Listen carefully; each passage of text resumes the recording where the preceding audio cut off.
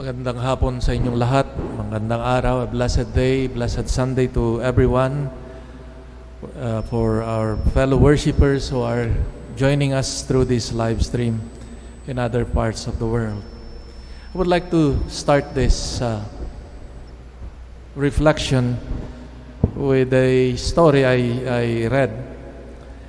There was a young Hindu hermit who lived as an ascetic in a forest. He owned nothing except a pair of loincloths. One morning, to his great disappointment, he found that a rat had destroyed one of his loincloths. So he brought a cat to catch the rat, and then brought also a cow to give milk to the cat. Later, as the cows multiplied, he hired a girl from the nearby village to look after the cows and sell the extra milk in the village. Finally, his ever-growing material needs prompted him to leave his religious life and marry the girl who was taking care of the cows and settled down as a farmer in the village.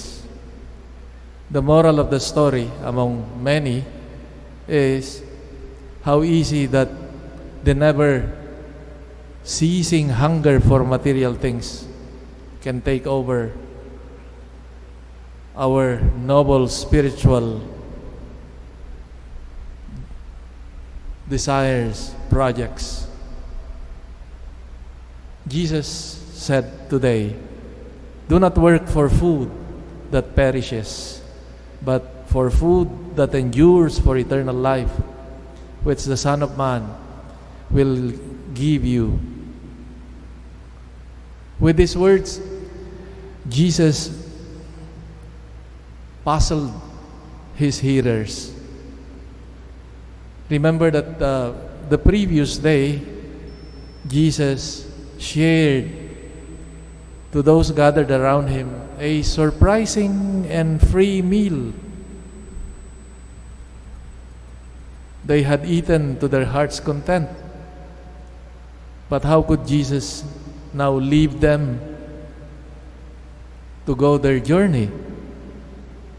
They looked for Jesus, for him to repeat this action of multiplying the loaves that would feed them again free of charge. They couldn't think of another thing to do but to ask and follow Jesus because of that bread.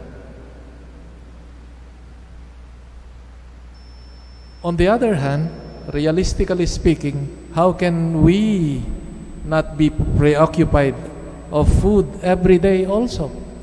If we look at our own experiences, especially in the midst of this pandemic, the uncertainty of our economics really pushes us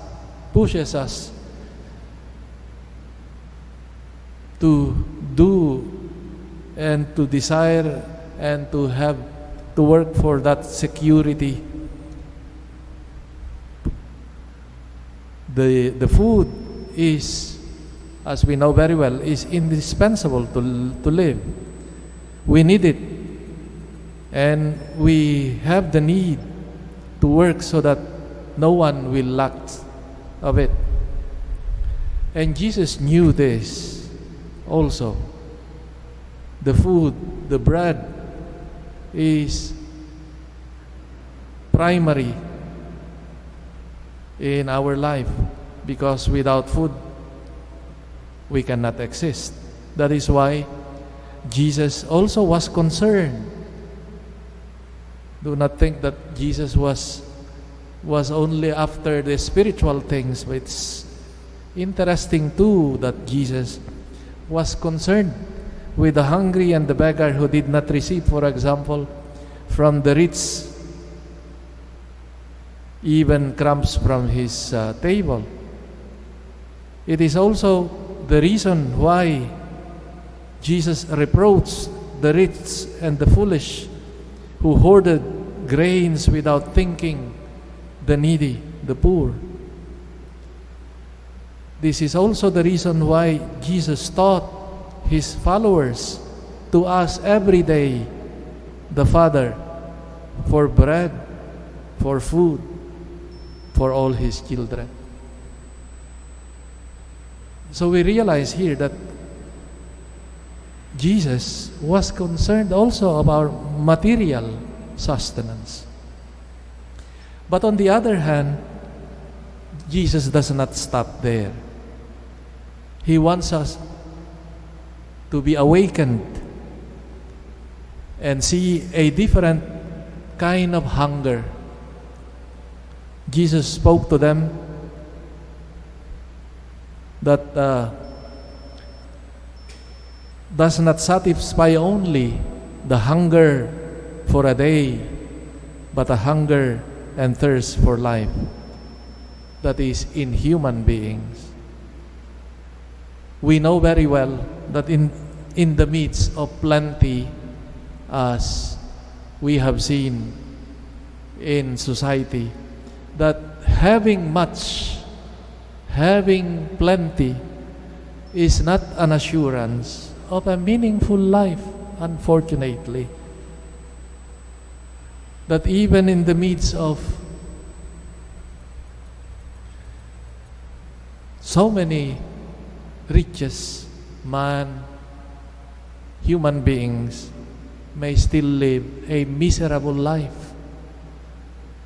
And this is what Jesus is trying to point out today, that there is a hunger that is more than the physical one. That we should not forget that there is a dimension also of life that needs to be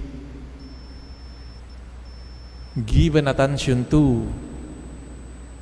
For example, the attention, the need for meaning. And meaning is not connected many times, as I've said, to riches. Because if that would be the case, then the most happy would be of people would be the richest people. But it is not a guarantee. No? The question of meaning, for example.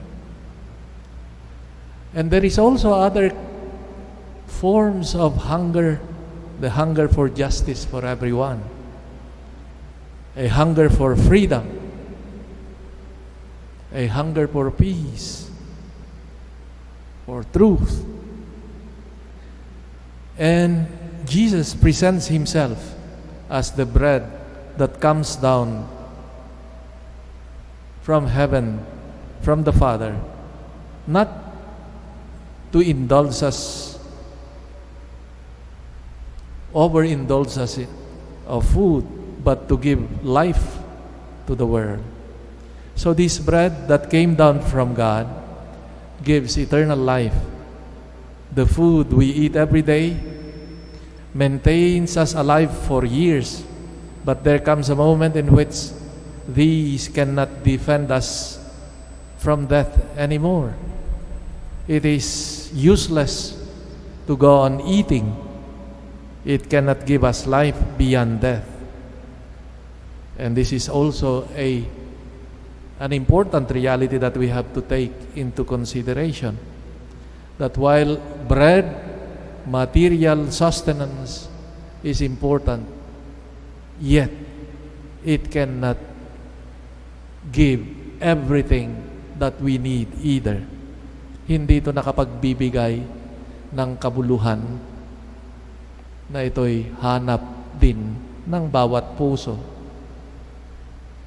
Jesus presents himself as the bread of life. But each one has to decide how to live and how to die. For us, who call ourselves followers of His, should know that to believe in Christ is to feed in us that indestructible power.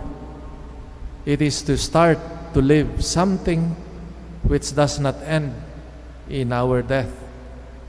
To put it simply, to follow Christ is to enter into the mystery of His death, sustained by the power of the resurrection. So when we say therefore that Jesus, the bread of life, that we consume in the Eucharist is but one dimension of this. The other part of Jesus being the bread of life, meaning one who gives meaning, direction, light to our life, is Jesus, His Word, which we meditate, which enlightens our intellect, our hearts. This is part of Jesus being bread. So that's why Jesus, the divine Word, is indeed part of His being bread. Bread, sustenance for us, who gives us meaning. So, our partaking in the Eucharist, in the bread of life, should not end here, but it is in following Him, His will, His plan for us, is part of His being bread, is part of our eating Him as bread of life. So hindi magic itong Eucharist, yung misa, yung komunyon. It does not end here. Our communion, which is, of course, the greatest participation in His life, is but a start. This communion should lead us to a greater appreciation of Him, of His values, of His life, of His words, of His option, that would lead us to that life eternal. Minsan kasi naisip natin na parang yung nagkomunyon na ako pero gagawin mo pa rin yung kalukuhan mo at panggugulang mo at yung tinatawag nating split spirituality. Okay ako pag linggo, santo-santo ako, dadasal. Pero pagdating sa pakikitungo sa kapwa, walang nangyari dun sa turo ni Jesus na malasakit, katapatan, paglilingkod. That is not the meaning of the Eucharist, of eating the Lord in the Eucharist. Our communion with Him, our eating of the Lord, should lead us to follow Him also in His options of everyday life, of doing what is good, what is honorable. This is part of eating the bread of eternal life. Dear friends, as we celebrate the Eucharist, we ask the Lord that we may have the courage to pursue the values that this bread of life, Jesus, proposes to us, and not only to remain in the celebration, but bring this celebration to the real life, to the real concerns of everyday life. May Jesus, the divine word, the bread of life, be our strength to follow Him in His actions, in His mission. Amen.